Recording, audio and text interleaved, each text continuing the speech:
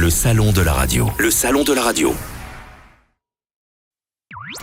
Les experts sur Connect On Air, depuis le salon de la radio. Et on retrouve tout de suite Gabriel et Agathe avec un nouvel invité. Oui, je suis ailleurs avec Clara Galtier. On accueille ensemble. Clara, pardon. Autant pour moi. On accueille ensemble aujourd'hui Yann Chouquet, directeur des programmes de France Inter. Bonjour. Bonjour. On vous retrouvera d'ailleurs à 11h pour une conférence sur les offres digitales pour le jeune public.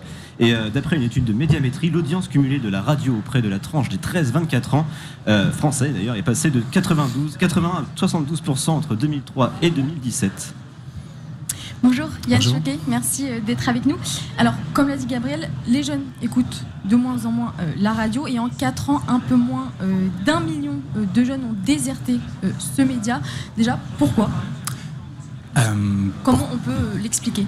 Moi, je pense que les réseaux sociaux, ils sont pour quelque chose. Donc, il y a une concurrence qui se développe de plus en plus avec les plateformes, avec Facebook, Instagram, Deezer, Spotify. Et donc, évidemment, les jeunes se concentrent et s'orientent vers des nouvelles pratiques d'écoute pour se différencier de la génération qui précède. C'est normal, ça a toujours été comme ça.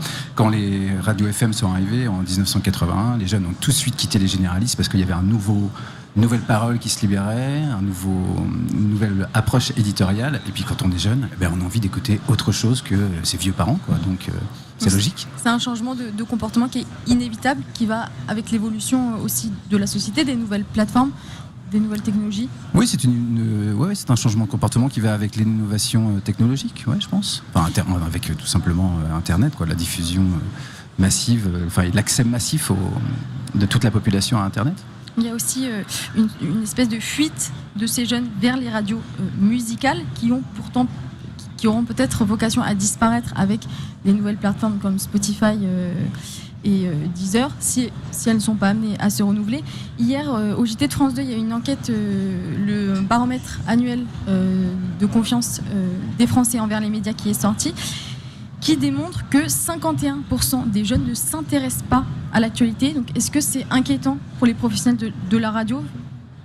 C'est un constat qui est quand même assez inquiétant.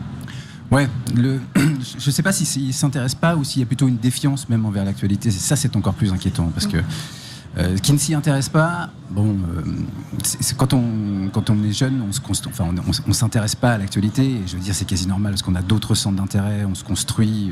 Mais qu'il y ait une défiance et qu'on ne croit pas ce qui est dit parce qu'on a l'impression qu'il y a un complot, qu'on veut nous manipuler. Il me semble que c'est 64% même des jeunes qui ont une défiance. Mais la bonne nouvelle, c'est que 50% s'intéressent à l'actualité aussi. Mais qu'est-ce qu'on fait du coup de ces 51% comment on les raccroche ? Comment on les raccroche ?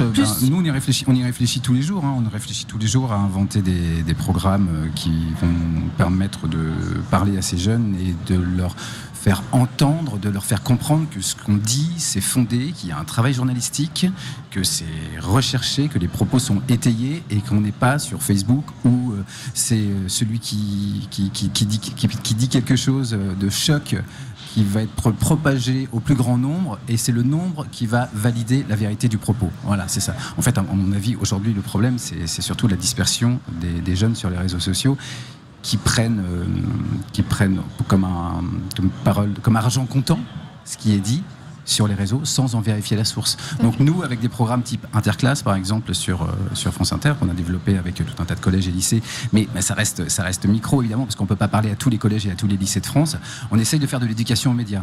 Alors l'éducation aux médias, il faut la faire de façon sympathique, pas en arrivant comme un vieux média, une vieille radio généraliste qui va parler aux jeunes et qui va leur expliquer maintenant comment il faut comprendre l'actualité, quoi. Donc il faut trouver des formules un peu sexy, entre parenthèses. Alors cette défiance, d'ailleurs, c'est un terme intéressant que vous avez mentionné. Cette défiance, est-ce qu'elle vous force à travailler autrement ? Est-ce qu'elle vous force à avoir une approche différente de votre métier, de ce qu'il était à l'origine, j'ai envie de dire ? Oui, complètement. Depuis quelques années sur France Inter, il y a pas mal d'humoristes, par exemple. Les humoristes cohabitent très bien avec les journalistes. Vous voyez ? Si les humoristes racontaient vraiment que des bêtises, des contre-vérités, les journalistes n'accepteraient pas de cohabiter avec eux sur la même antenne. Ces humoristes, c'est vraiment le contenu de France Inter qui sort de l'antenne de France Inter et qui se propage sur les réseaux sociaux via YouTube, via Facebook et tous les autres réseaux à venir. Et ça, ils sont les ambassadeurs de la crédibilité du propos de France Inter. Et on pense que ces jeunes-là, ils rentrent par le contenu, ils vont voir Guillaume Meurice, ils vont voir d'autres comme Charline Vanhoenacker, enfin tous les humoristes de France Inter, il y en a une vingtaine. Ils vont les voir, ils trouvent ça intéressant, le traitement de l'actualité, parce que souvent ce sont des humoristes qui font de la politique, et on imagine que derrière, quand ils vont revenir écouter la radio et s'intéresser à une émission, pour le coup, sérieuse, d'actu, ils vont accorder de la crédibilité à ce propos, parce qu'ils ont d'abord accordé de la crédibilité aux humoristes. Donc c'est un travail de confiance qui doit se mettre en place, on l'a compris. C'est un travail de reconquête de la confiance, en effet. Il y a la question de la mobilité aussi, qui est très importante en radio, on le sait. Et puis avec le développement des podcasts sur Internet, on sait que ça va avec le rythme de vie des jeunes. C'est une vie connectée, une vie mobile. Comment on fait pour renouveler ces offres audio-digitales ? C'est quoi l'après-podcast pour les jeunes, du coup ? Moi, je pense qu'on en est à l'ère zéro du podcast pour le moment, parce que voilà, nous on fait 30 millions de podcasts par mois avec France Inter. Enfin, 30 millions, j'arrondis un peu à la hausse, mais enfin 27 ou 28, un truc comme ça, enfin ce mois-ci. On doit se positionner pour fabriquer de nouveaux podcasts, parce que on doit comprendre la nouvelle écriture. Ce qui est intéressant avec les nouveaux acteurs du podcast en France aujourd'hui, c'est qu'ils arrivent sur un marché débarrassés, en tout cas pas embarrassés par les codes de radio qui avec lesquels on travaille depuis des années. Eux, ils arrivent, ils n'ont pas la même perception du jingle, du générique, de la programmation musicale. C'est des talks, c'est la parole est libérée, et il y a une nouvelle manière de parler à la première personne du singulier très très souvent. Et voilà, nous, on doit fabriquer des podcasts aussi au sein de France Inter pour se mettre dans cette dynamique et apprendre à parler comme eux, parce que sinon, après, il y aura le vieux média qui parle, qui utilise le vous et qui rappelle tout le temps qu'on est sur France Inter, qui utilise des jingles et des codes comme ça, et puis le média complètement débridé qui, lui, invente une autre forme de narration. Donc, nous, on s'inscrit dans cette logique-là de fabriquer des podcasts, et puis après, je pense qu'il va y avoir des podcasts qui vont arriver avec du motion design, avec de l'infographie, avec de la vidéo, parce que vous en parliez tout à l'heure, les podcasts, ils sont écoutés en mobilité, donc ils sont écoutés avec un appareil qui a un écran. Et sur cet écran, on ne va pas pouvoir rester des années avec quelque chose de statique. Il va falloir qu'il se passe quelque chose sur cet écran. Donc je pense que d'ici 2-3 ans, le podcast, il va être augmenté pas d'image, pas de vidéo, pas vraiment de vidéo, mais par contre amélioré avec des données associées, des courbes, des animations. Enfin voilà, il y a des super choses à inventer en tout cas. Le motion design, rapidement, vous pouvez nous expliquer un peu ce que c'est ? C'est de l'animation avec des dessins, avec des courbes, des petits schémas qui sont animés, quoi. Voilà, c'est l'illustration du fichier audio par des illustrations graphiques, quoi.